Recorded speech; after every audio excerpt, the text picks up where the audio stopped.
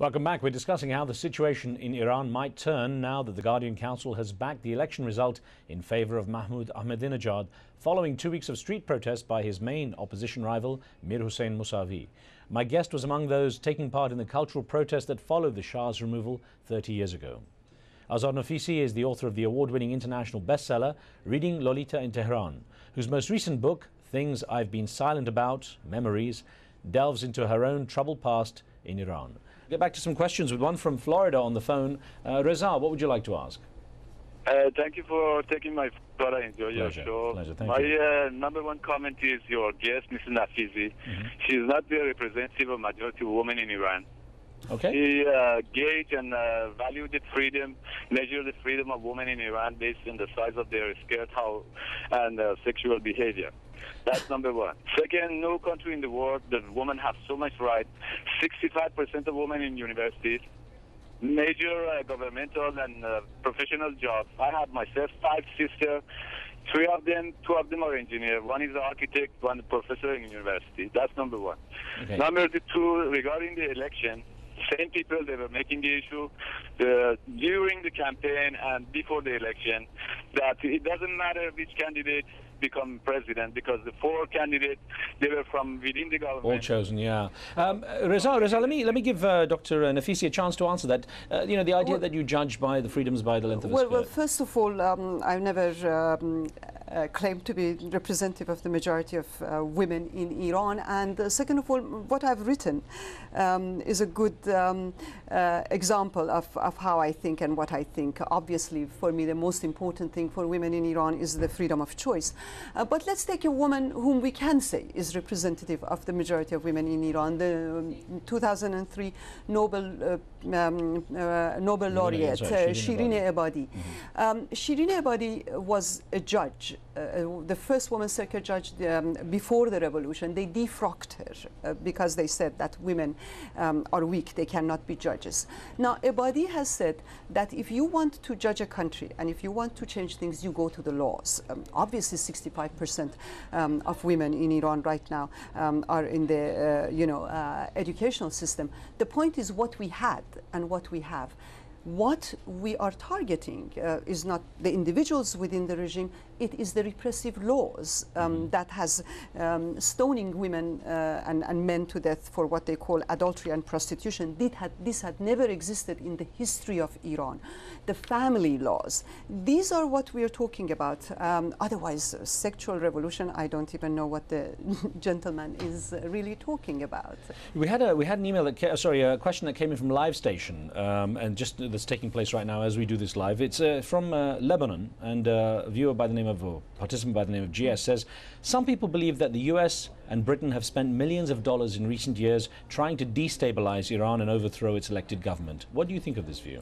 I don't believe that that is true. I don't think that any foreign government can, just by spending money, can destabilize any system that is not destabilized from within. I believe that during the Shah's time, that you can have, of course, a military coup or an invasion, with both of which I very much disagree, and by force destabilize the regime.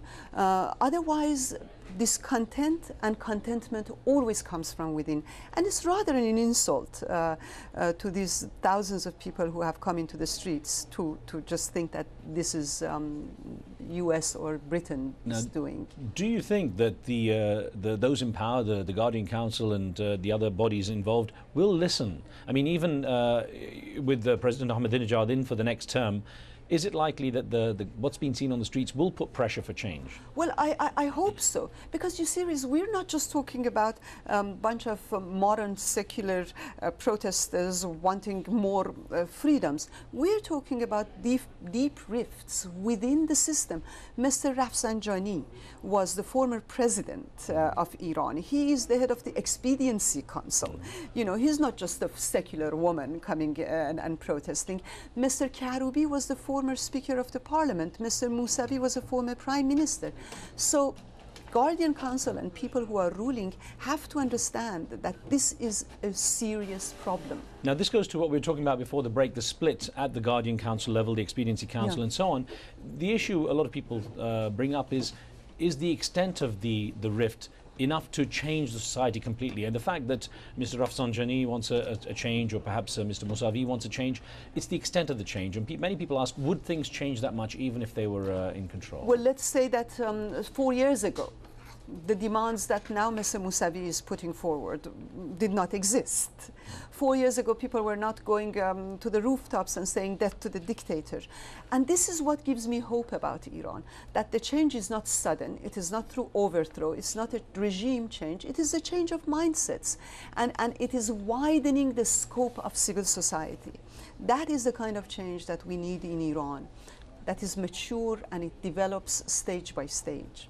We had a question from Facebook from a viewer by the name of Amber Shahid, who says, Iranian society is liberal and educated, and they practice their liberty with the right balance. So I don't think women and their position in society will be left behind after the protests end. I wonder if you have any view on that perspective of Iran. Well, you know, women in Iran were told to go home a number of times. The fact that you see these vibrant women, as one of your viewers said, who are architects and engineers, it's because before the revolution, we had women ministers, judges, architects, pilots, policewomen. Yeah. So the society has reached an advanced stage where you cannot ask its women or young people or writers to just do as one segment of society wants it to do. And I believe that Iranian women will have a very, very active and dynamic presence within the Iranian society. Well, we've got on the phone from Germany, Carlos. What would you like to ask Carlos? Hello, this is Carlos from Germany. Hi. Actually, I'm an Iranian. Carlos is my nickname. Okay. And my comment is my comment is as follows. I'm a person who is against the Islamic Republic of Iran for 100%. And I'm sure that the only possible way to topple this murderous regime in Iran is to gather different opposition factions within Iran, arm them, and put on a military fight, and arm a fight with weapons against this Islamic Republic of Iran. Because as you saw, we had over 3 million people in the streets of Tehran about 2 weeks ago, and what is the result now? The result is we don't have any kind of these demonstrations because of the Basij. Right. Carlos, let's get Dr. Nafisi's perspective on this. If it came down to this kind of armed conflict, what's going to happen to Iran? Is that even feasible? Well, I'm very worried about any form of violence that becomes then uncontrollable. We don't need a civil war in Iran. We really need a definite change. I think the fact that Mr. Ahmadinejad used so much violence shows that he's really in a very vulnerable position. This sort of reaction to a demand to look into a corrupt election should not have been shooting into the innocent people. And I think that we should emphasize and focus on this vulnerability. Now, I know in the past you've said that Iran should be able to solve its own problems. You've mentioned that to some degree here, that the change comes from within. Should America be talking to Iran? Should President Obama be engaging the way he has wanted to in much more open dialogue, especially considering the way things are going now? Well, you see, there are 2 points here. One is that I think dialogue between governments is what they should do. I mean, after all, that's what governments are for. Diplomatic relations are there for governments to be able to exchange, and you talk not just with your democratic allies, but with your non-democratic allies. But also at the same time, President Obama should remember that support for democracy means support for the values that he claims to be believing in. And there reaches a point, as it has reached in Iran, as it had reached in South Africa, where the legitimacy of the government itself, its sovereignty, is being questioned. And I think right now that is the stage where we're at, where Mr. Ahmadinejad is being questioned not just by the Iranians, but by the international community. So the situation has changed from 3 months ago. Is there any, I mean, you're speaking out, many of your colleagues who live outside Iran now and who've been expats or exiles are speaking out. Do you see a role for the expat community in what's going on?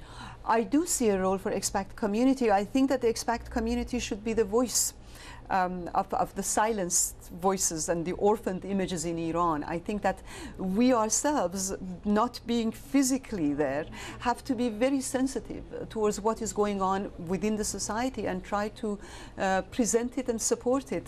Expat community, like the people in Iran, of course, supports different points of view. And one thing I want to say is, I don't believe that Mr. Ahmadinejad should be silenced. I think that he needs to have the small voice that he presents. He is not the whole of Iran, and his attempt to present himself as the whole of Iran is where the problem lies. Now, a quick, with a minute to go, a quick question from the live station chat room again. A viewer in Washington, D.C. saying, what influence will the protests in Iran have in Iraq and other surrounding countries? Well, I think that anything that goes on in Iran will have an effect.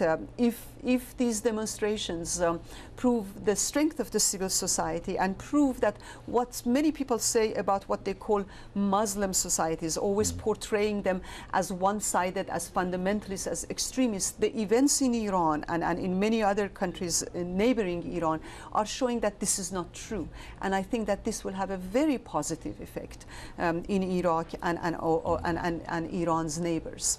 Well, Azar Nafisi, great to have you here. Thank you very much. Good luck with your new book. And we'll speak to you again soon, I hope. It's been a pleasure. Thank you.